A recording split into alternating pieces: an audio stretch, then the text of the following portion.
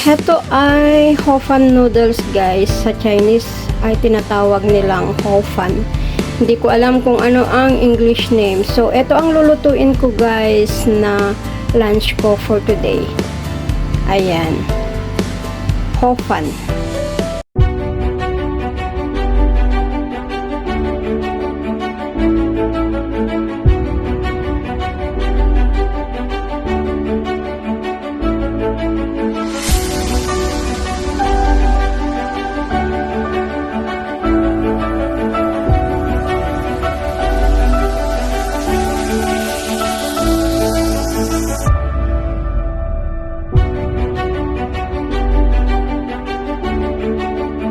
Pleasant day to everyone. For today's vlog mga kaibigan ay magluluto ako ng lunch ko. So bale ito yung mga ingredients. Ito yung hofan. Ito yung minced ginger, spring onion at saka dried fish meat.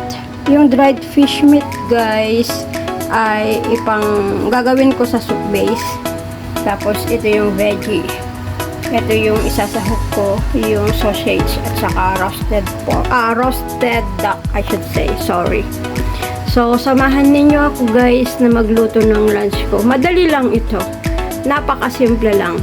Pero of course, kailangan ding maglaan ng time. Lalo na yung pagpapakulo sa soup base kasi kailangan masarap yung soup base niya para masarap din yung outcome.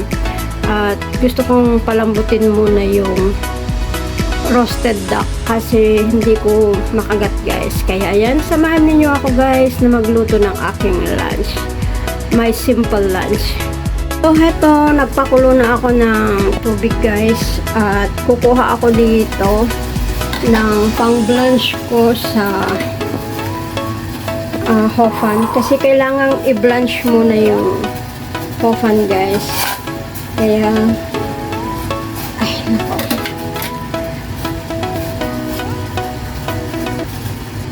So heto, nilagyan ko na lang siya ng mainit na tubig guys at hantayin ko tong lumambot para magkahiwa-hiwalay yung noodles kasi magkakadikit yan gawa ng galing yan sa ref. So, ganyan lang. I-blanch lang natin sa mainit na tubig. At, ayan, kumukulo-kulo na rin yung tubig.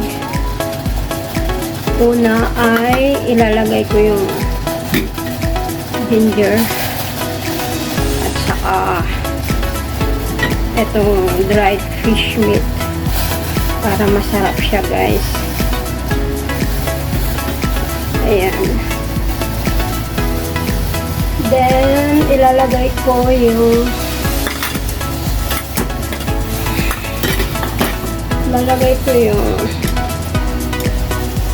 roasted duck para lumambot siya guys.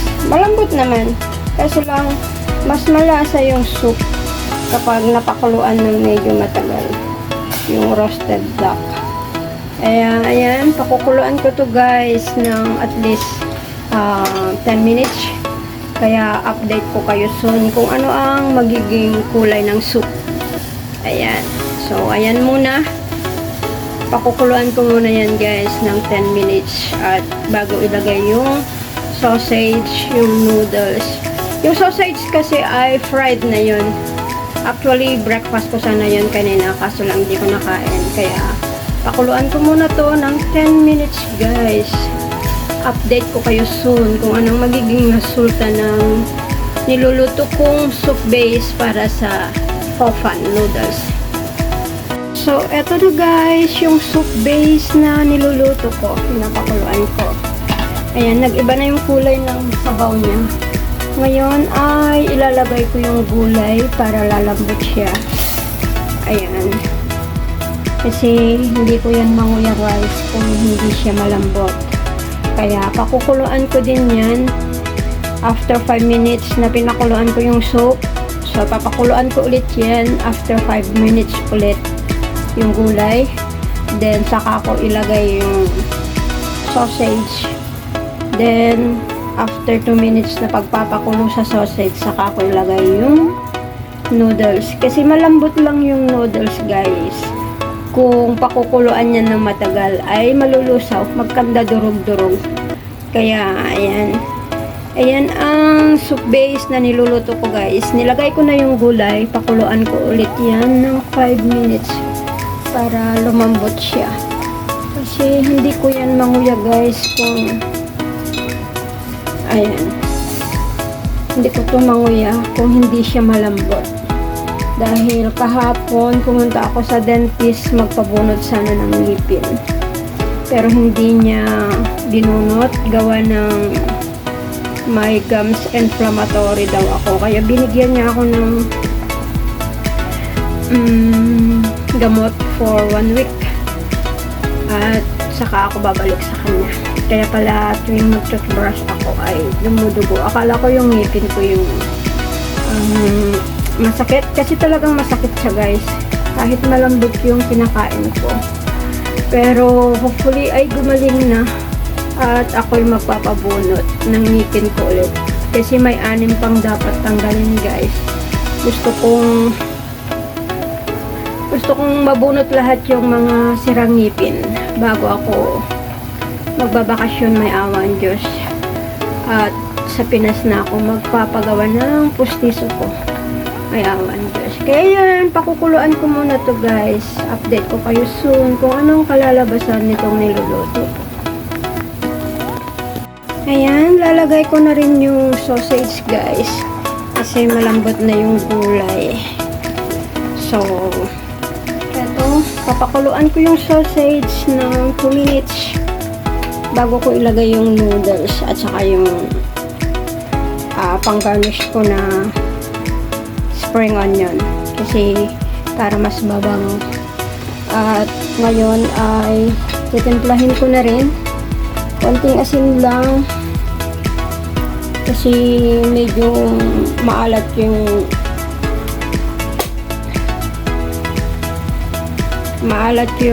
ano ba yun? Roasted duck. Kaya konting asin lang. At lalagyan ko rin ng paminta, guys, para masarap. Pasensya na sa video. Ayan, para masarap. Nilagyan ko ng paminta at saka asin. At ayan, pakukuluan ko ng 2 minutes yung sausage. Now ay ang paglalagay ng hofan sa ating soup. Ayan. At 1 minute lang ito. Luto na, guys. Kasi malambot na talaga yung noodles.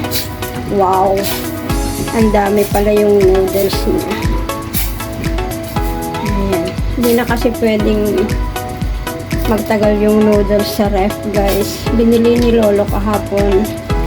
Pagdating ko kagabi, nagpaluto pa siya ng pagkain niya.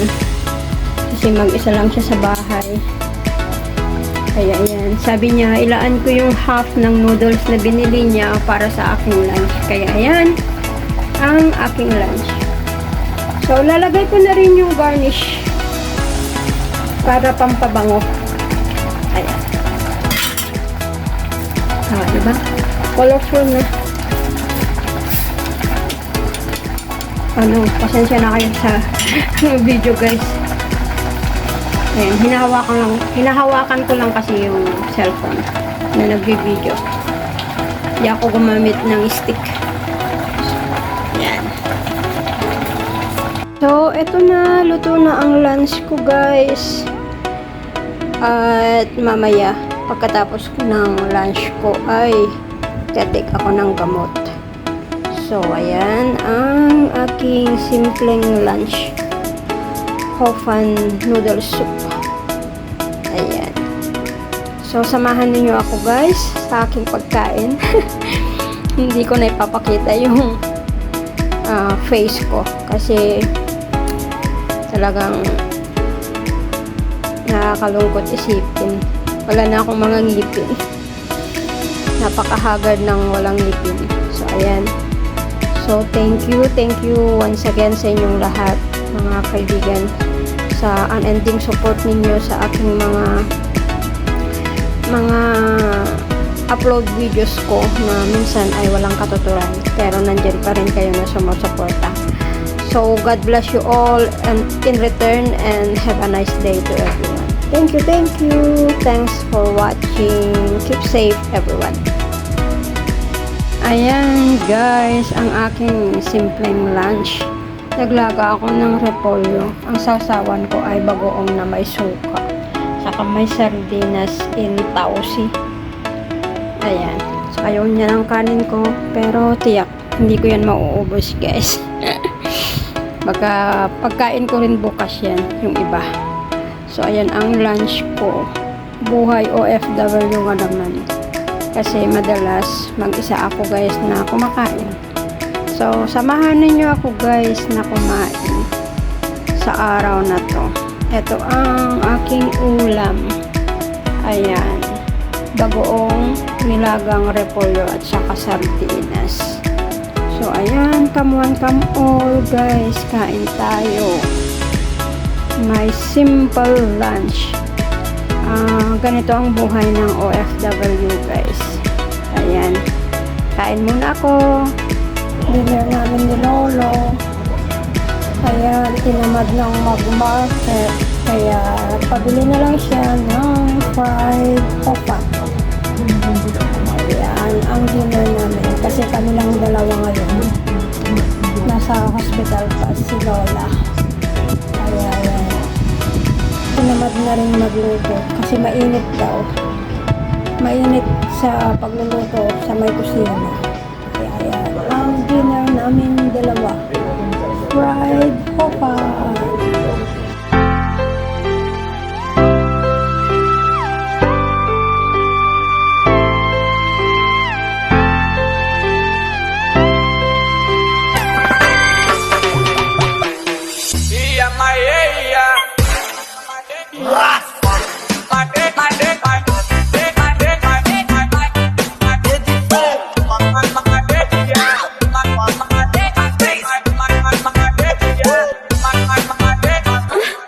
My